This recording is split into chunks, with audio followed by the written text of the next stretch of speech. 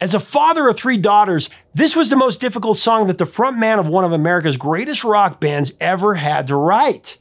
It actually took him 9 months to finish, and then a record executive made him censor his own song. He feared it wouldn't get played on pop radio because of one word, and it wasn't even a swear word. Would he change the lyrics? It actually would end up being the biggest hit on an 80s hard rock masterpiece, an album that had a pretty good chance of being the first hard rock record to have 3 #1 hits from one album. Would they make that happen? The road would be very tough, from the song getting banned, also having to compete with a smash hit starring a cartoon cat. Find out if this provocative, haunting song made good, coming up next on Professor of Rock. Hey music junkies, Professor of Rock, always here to celebrate the greatest artists and the greatest songs of all time. You know, we interview the great artists of the rock and roll era, and you never know who you're going to see on this show from day to day. It's always a surprise. Make sure that you subscribe right below right now, the big red button. Click the bell. And also don't forget to check us out on Patreon. That helps us keep it a daily channel. So I'm excited to bring you another episode from our series, my favorite, #1 in our hearts.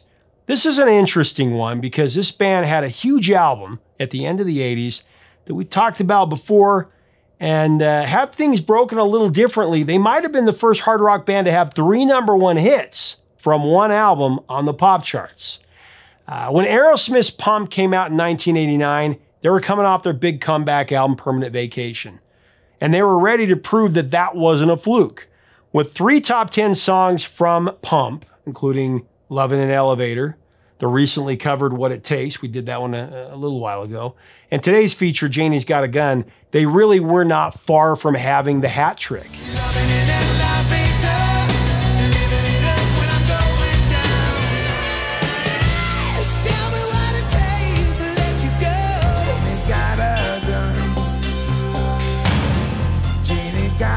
But let's go back and set this up a bit. In 1970, a brash young rock band tore up a makeshift stage while performing a concert at a high school gymnasium in Boston. They left the attendees awestruck by what they witnessed. The act called themselves Aerosmith, and they established a reputation of being the hardest working and really most fearless band of the 70s. Seeing Aerosmith in concert was a visceral, psychotechnic experience. Aerosmith epitomized the bad boy, take no prisoners attitude of rock and roll that we've come to love. They were rock stars personified, led by frontman Steven Tyler, who mixed eroticism with ferocity, like mixing fire with gasoline. Lead guitarist Joe Perry and rhythm guitarist Brad Whitford unleashed a pure, baffling, bluesy honk.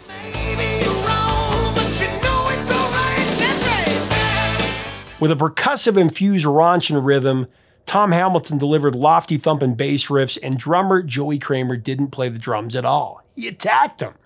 Aerosmith's eponymous debut album in '73 had a raw intensity that completely devoured their competition. Get Your Wings in '74, Toys in the Attic in '75, and of course Rocks in '76 were 3 of the rock era's most powerful albums released in succession.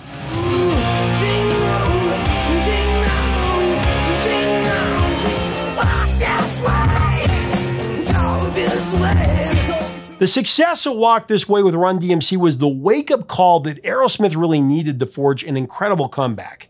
That happened in '87 with a new label and a new album that revived their stature as one of the world's biggest rock bands. The potential for Hall of Fame greatness, it was there for the taking. Now, the 5 band members made a pact to get rid of the drugs, to stay clean and sober, and, do whatever they had to do to get their career back on track, and it paid off with their comeback.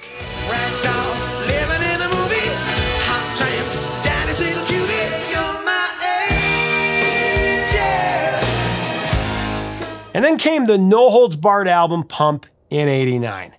Pump, Aerosmith's 10th studio LP, was actually bigger than their comeback, Permanent Vacation. It sold over 2 million more copies, and the gigantic success of Pump was undeniable affirmation that Aerosmith's triumphant return to the top of the charts was really no fluke. Now, regarding the wild impact of the Pump album, an article in Q magazine stated it best. At a time when young guns from Motley Crue to Poison were doing their level best to hoist the heavy metal crown from the likes of Def Leppard and Bon Jovi, It took a bunch of old stagers like Aerosmith to come up with the year's best metal album. The lead single from Pump was the double entendre, induced Love in an Elevator, a fun rocker that went to the top 5. It also went to #1 on the mainstream rock chart.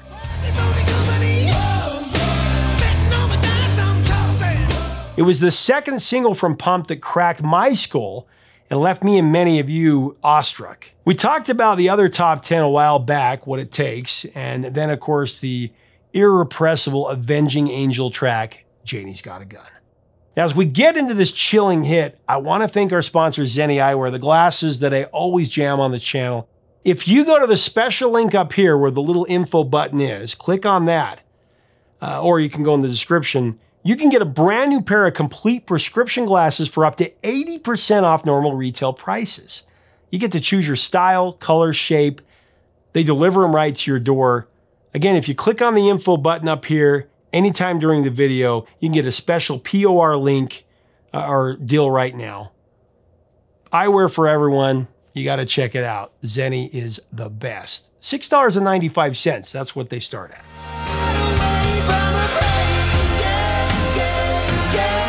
Janie's Got a Gun is a valiant, bone-chilling account of a young woman that takes justice into her own hands by shooting and killing her tormentor, a sexually abusive father.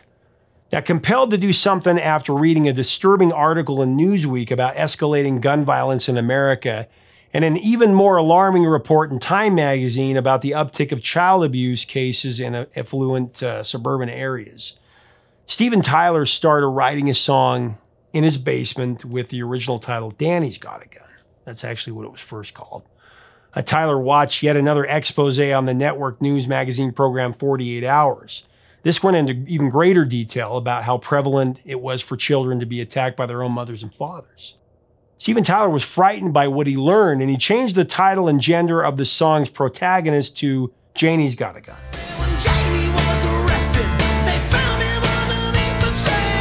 Like I said, it took Steven Tyler over 9 months after his epiphany to write the lyrics for Janie's Got A Gun. He revealed it was the hardest song that he'd ever written. It's no wonder that the track was such a personal statement for Steven Tyler. I mean, he was the father of 3 daughters, and he found it incredulous that anyone could do such a terrible thing to their own child. Janie's Got A Gun was credited as a co-write, though. Steven Tyler penned the lyrics, and bassist Tom Hamilton composed the music.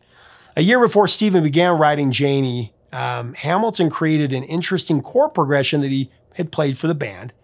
Steven Tyler loved it. Tyler told Hamilton that he started writing Janie while listening to Tom's chord progression, and it helped him finish the song, really.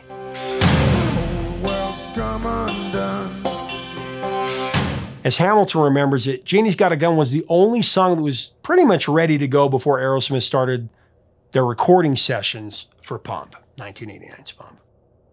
When Steven played the song for us, we were truly in awe. Hamilton recounted this. Hamilton also came up with the musical arrangement for the immortal classic Sweet Emotion and also Salty Dog.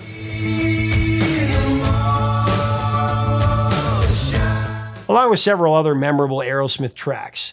The album version of Janie's Got A Gun on Pump is preceded by a 10-second instrumental called Water Song,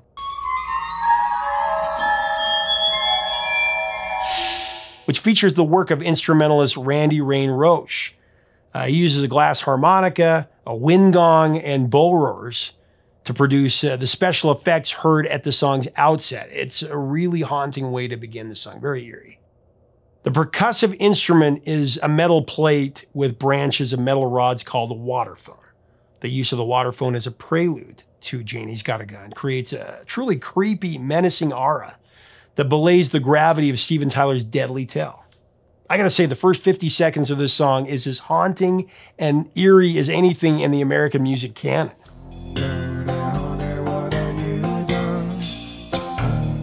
Janie's Got A Gun mysteriously invigorates with Steven Tyler's mondegreens in verse 1 that contribute to misheard or mistaken lyrics such as the opening line. Dum, dum, dum, honey, what have you done? Dum, dum, dum, it's the sound of my gun. Notice the sound.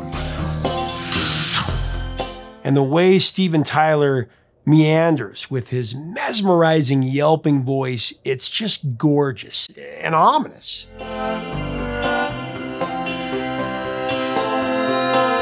And then the way he holds out that last yelp before he tells us Janie's got a gun, it just bowls over your soul. Janie got a gun. By the time he sings the first line and you hear that gunshot snare drum, you're invested for life. Throughout the novella, there are sounds that conjure steam, hisses, alarms, and the aforementioned jolting Joy Kramer drum beat that evokes both a gunshot sound and really a slamming door.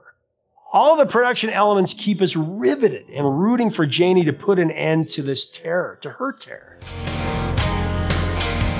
But man, he had it coming now. What did her daddy do? It's Janie's last IOU. She had to take him down easy and put a bullet in his brain.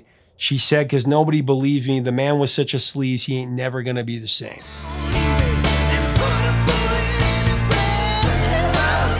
I've never been able to get through this part ever without a lump in my throat. It's a tear in my eye. I mean, the way Steven Tyler sings this part, it's so empathetic, brutally honest. It's a game changer.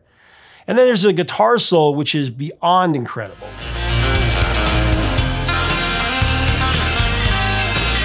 I mean, this is Joe Perry at his very best. Now, the solo is accompanied by the main riff and rhythmic clapping.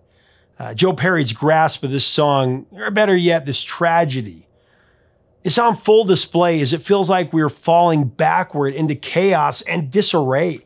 The track also makes use of the slap bass instrument patch from the Korg M1. For his guitar parts, Brad Whitford, he mostly performed with his gold top Les Paul. Whitford loved the tone that he got with this Les Paul.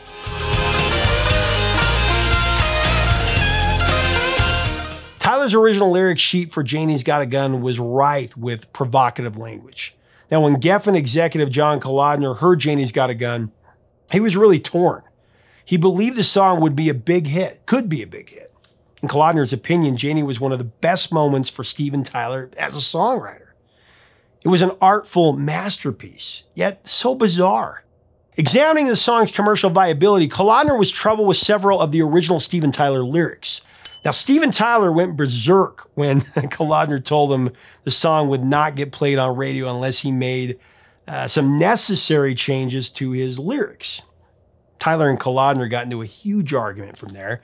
Now, Steven finally acquiesced to revising the second word from the R-rated original to "he jacked a little bitty baby," which I'm sure you can imagine what was once there. Kalodner told Steven Tyler if he were to say the word rape in the song, it would never get played on commercial radio. You know, so Steven Tyler followed his counsel.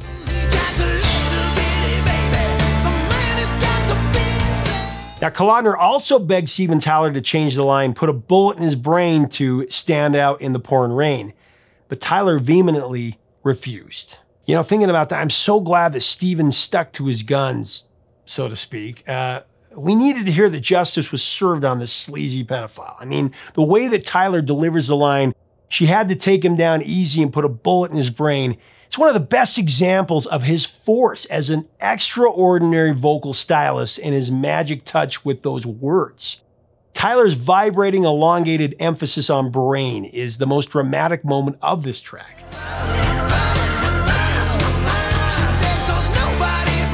I mean, you can feel a sort of demented conviction in the way that Steven Tyler narrates Janie's no alternative hopelessness that led her to committing the act of homicide. This song is cinema of the mind for sure, a song that keeps us as listeners on the edge of our seat the entire time, listening for every single word, every nuance, even after multiple listens.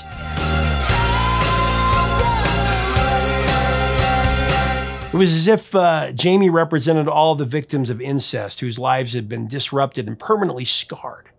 There's also a very gripping background vocal overdub with Steven Tyler sings the line, "Was it Daddy's cradle robin that made her scream at night?" To me, those parts were essential to the song's potency and make Janie's Got a Gun such an imposing achievement. Late 1989 had a few of those moments in music.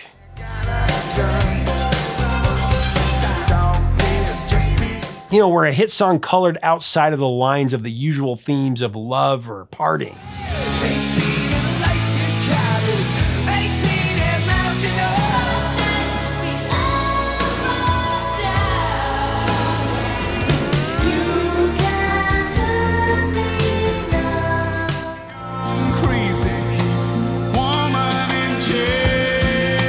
I remember hearing these songs on the radio and being completely entranced. I remember 1989 is one of the toughest years of my youth as my fears of the real life world around me began to close in on me. I was never afraid of Freddy Krueger or Jason growing up, but I was afraid of 48 Hours in 2020, filled with real life stories of murder and sexual abuse and kidnappings and potential nuclear war and satanic cult stories.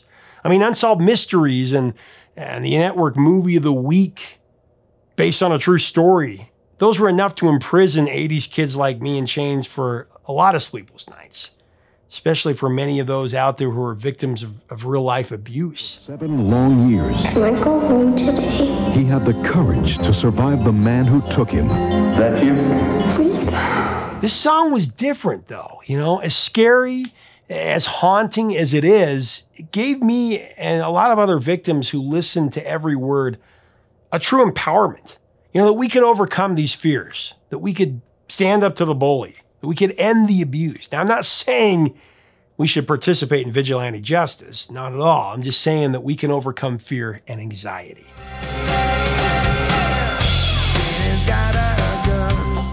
Now, the video for Janie's Got a Gun depicting a girl killing her father and the subsequent crime scene was one of the most cinematic ever to be played on MTV. It featured Kristen DiTio as Janie and veteran actress Leslie Ann Warren playing her mother. Legend David Fincher directed the music video.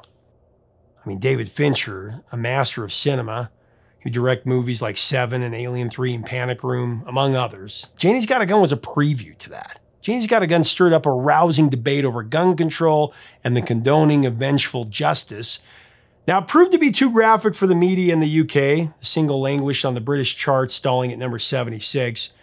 It also was banned from airplay on several stations, as was the music video, which actually seemed to help it in some markets. Now, Janie was a smash in Canada, for example. It reached number 2, and it rang the bell at number 1 in Australia. This song should have been an easy number 1 hit here in America as well. Did climb to a more than respectable number 4 on the Billboard Hot 100, went to number 2 on the mainstream rock chart. In 1990, Aerosmith received the Grammy Award for Best Rock Performance by a Duo or Group with Vocal for their inspired musicianship on this song. The week that Janie's Got a Gun peaked at number 4 on the Billboard Hot 100, though, February 9th of 1990, actually. 3 songs ahead of it were Downtown Train by Rod Stewart, 2 to Make It Right by Seduction was at number 2, and Opposites Attract, Paula Abdul's duet with a cartoon cat. Yeah, that would spend 3 weeks at the top of the charts. On a downtown train.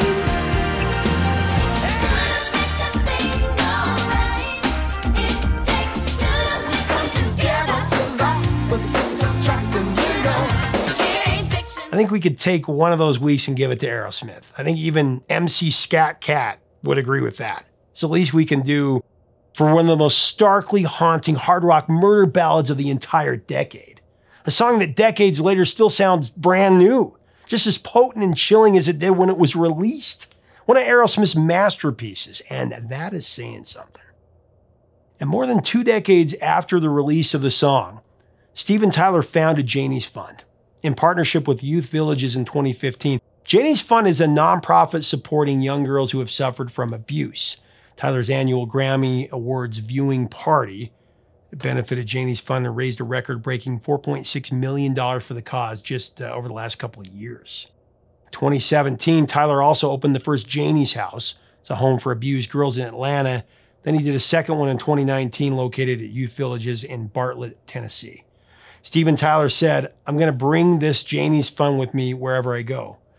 At the opening ceremony of the new Janie's House in Tennessee, he said, "It's like a dream come true.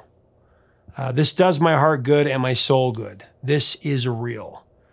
The song continues to create ripples decades later, like I said, as one of the most haunting masterpieces of the 80s. Leave us a comment about Janie's Got a Gun and Aerosmith's masterpiece Pump. I think it's one of their best albums. Share a memory about the song. What is its impact on the culture? What do you think about all of the different things going on musically? I just think it's just so cinematic and about David Fincher's great music video. Let's have a great discussion below. If you like our content, we do invite you to subscribe below. We'd love to have you as part of our channel. Till next time, 3 chords and the truth, my friends.